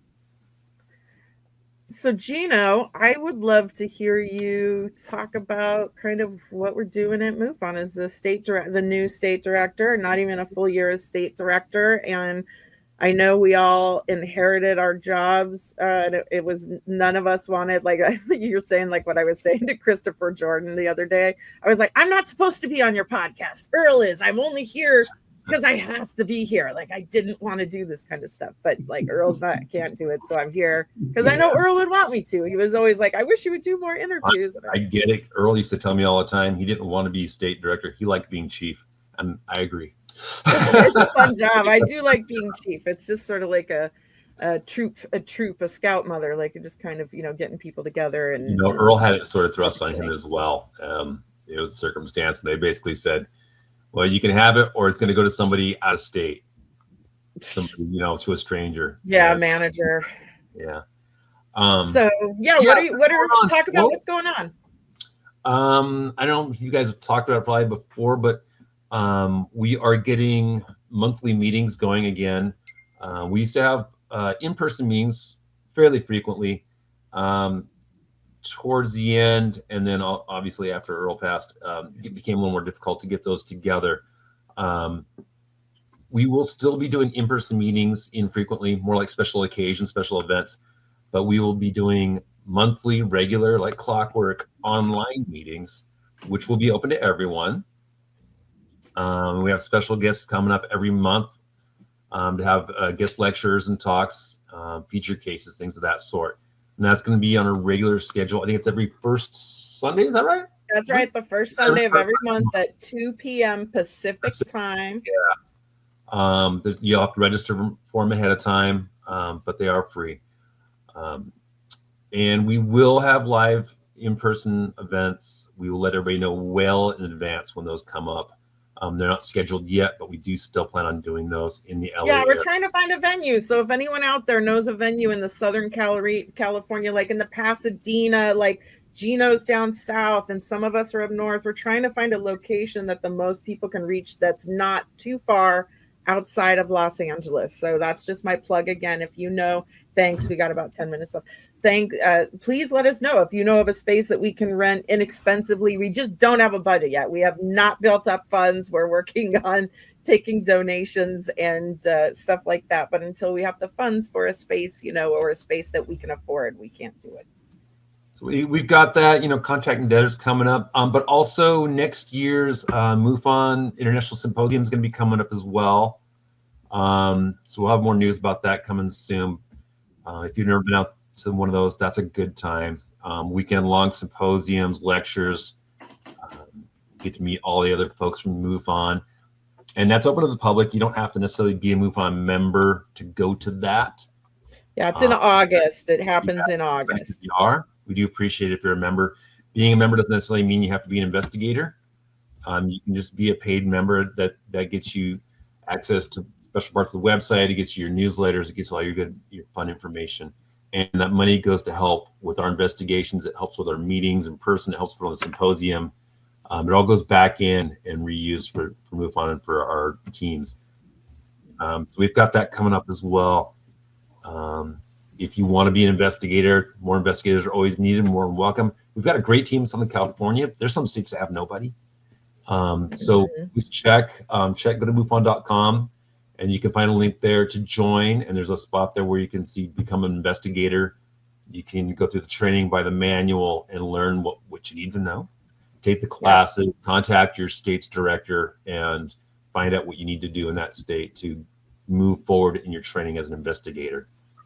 Other than that, I don't have anything else really super special coming up. The meetings are the big fun thing. For some new podcasts coming around. Yep. And I'm working on getting Gino in shape, like Rocky Balboa, for his new podcast. We're going to do a little road work, a little running alongside of the car. No, I don't know. Tell us about your band and tell us about what you do with that. That's really cool stuff. Well, I've got a couple different groups that I work with. I have a group called the Lone Gunmen. And yes, it's an X-Files reference that I've been playing with for about 10 or 12 years now. It's a vintage rock and roll, rockabilly oldies kind of thing. It's a lot of fun, kind of like Stray Cats, kind of Elvis stuff. And then I have a new project that's a blues group, blues, rock and roll, blues rock, whatever you want to call it, Brit rock. And I just kind of got that going now, so that's starting to come around. I used to play with a bunch of different other bands and was sort of a hired gun. I've really kind of dialed all that back these days, so mostly just doing those. And occasionally you'll see me around doing solo acoustic stuff where I sing and play acoustic guitar. Sounds like a passion for sure. Yep. And you'll hear it and see it if you follow Gino on Facebook. Yeah. Very nice. Make sure you follow Southern California MUFON on Facebook, Instagram as well. All the social media outlets. We do. Yeah, you can visit our website too. I put the flyers up on our website. We write articles at SoCalMUFON.com. We're working on building that out. And yeah, I don't know. We're open. We're open to suggestions. Yeah. Well, we really appreciate you being a part of the show today and sharing about the newest state director for SoCal MUFON, and we really like what we're doing here, and the future definitely looks brighter as we move into the next year, and it's amazing what probably is going to be revealed or discovered or experienced. So again, thanks for coming on the episode with us. Thank you for having me. Appreciate it. Any closing thoughts before we CJ and I close the show out? Yeah, before you head off to your lesson. I think I've said it all. Just kind of keep an eye out. We do have some more plans for MUFON and for the organization, but as those firm up, we'll keep you all abreast of the news. Yeah. Follow us on Instagram and go to our website, and we'll always put up the latest news, things that are going on. We have some other stuff going on behind the scenes that I'm working on as well. But you'll know when you know. You'll know when you know. Link up with all of us. All our friends on social media, although I'm never on it. I'm always deactivating mine because that's how I like to live, on the edge. Okay. Thanks, Gino. All right, Gino. Take care. Good to have you on the show, buddy. Thank you. Bye. See you soon, Gino. Have fun in your lesson. Yeah. Yeah, great show. Thanks, Gino, for joining us. And he really is literally getting his stuff together and walking out the door right now. So I'm really glad he was able to do that. Closing thoughts?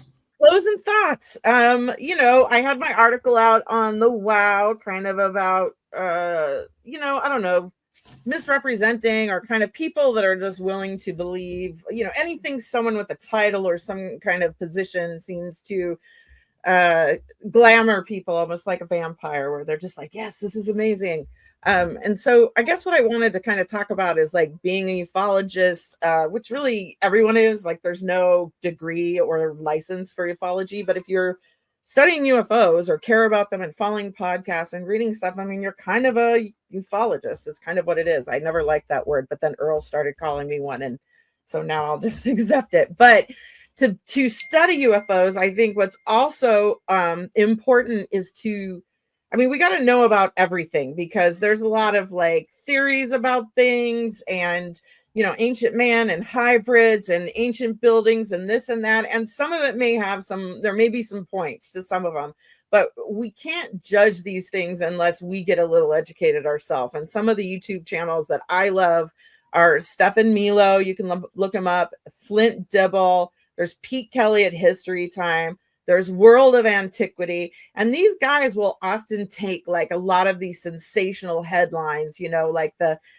statues with the handbags and stuff. And they'll break it down scientifically and say what the different archaeologists think and, actual historical, factual information. And where did this rumor come from? And why are they spreading this rumor? Or who is spreading this rumor? Or maybe that one does have a point. We don't know where it came from.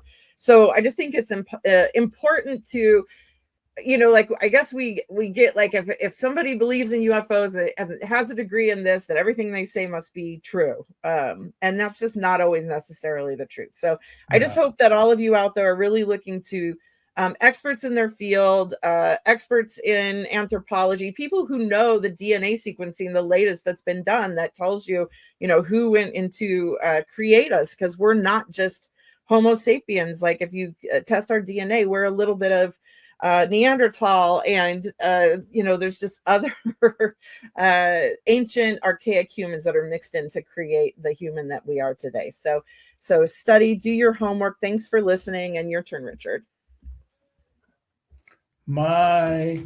Your turn. You do your thought of my thoughts. Exactly. Today is a gift. That's why it's called the present. Thanks a lot, guys. Take care.